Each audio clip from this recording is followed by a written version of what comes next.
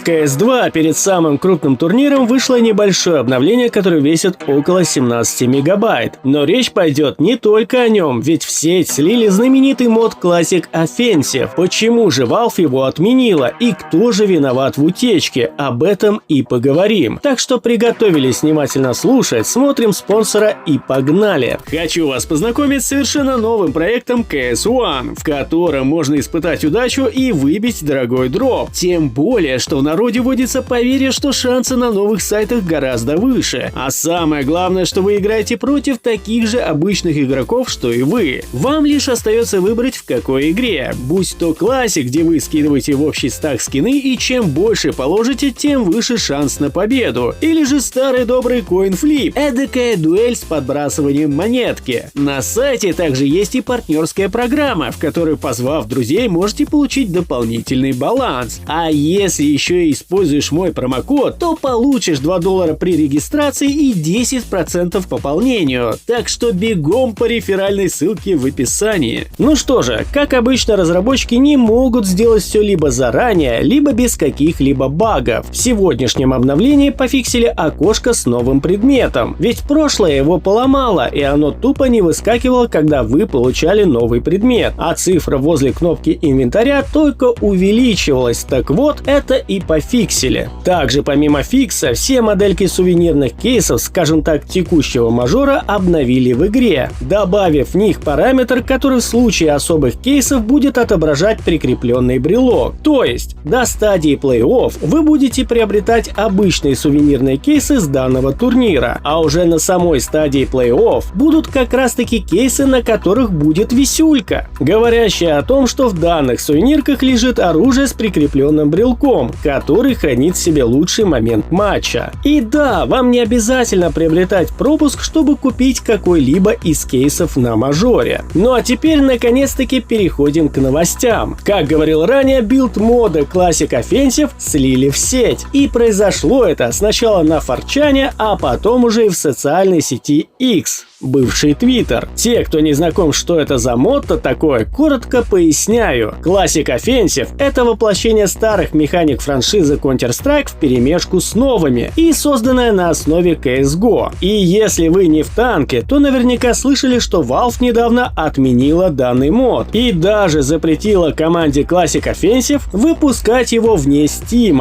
Разумеется, было очень много возмущений. Как это так? Сначала Valve одобрила, а потом отменила. И все задавались вопросом, почему. Особенно печально, что параллельно другая команда анонсировала CS Legacy и даже получила одобрение от Valve. Как говорится, почему они, а не мы? Я же лично старался обходить данную тему стороной, так как не был бета-тестером и давно догадывался, что данный проект отменят. Ну а запустив слитый билд, лишний раз убедился, почему произошла отмена. Classic Offensive — это все же мод на CSGO. CSGO, которая до сих пор имеет привязки с дата-серверами CS2. То есть данный мод может прямо влиять на игру от Valve. И учитывая, что некоторые библиотеки были пропатчены командой Classic Offensive, что по сути для Valve в руках более прошаренных юзеров является хаком для CS2, который бы распространялся в Steam. Ну а что же по поводу самого мода? Лично от себя добавлю, что это действительно прикольная вещь, учитывая, что она запускается на слабых компах, и в ней можно сыграть в запретную зону, пригласив друзей в лобби. А учитывая, что там есть еще и РПГ, ну как тут можно устоять? И, конечно, жалко, что так все произошло, и проделанная работа энтузиастами была помножена на 0. Но благодаря анониму вы все же можете и сами ее опробовать. Ах да, чуть не забыл, кто же все-таки мог слить данный билд? Давайте так, мне приснилось, что это были сами создатели мода. А на этом у меня все. Всем огромнейшее спасибо за просмотр,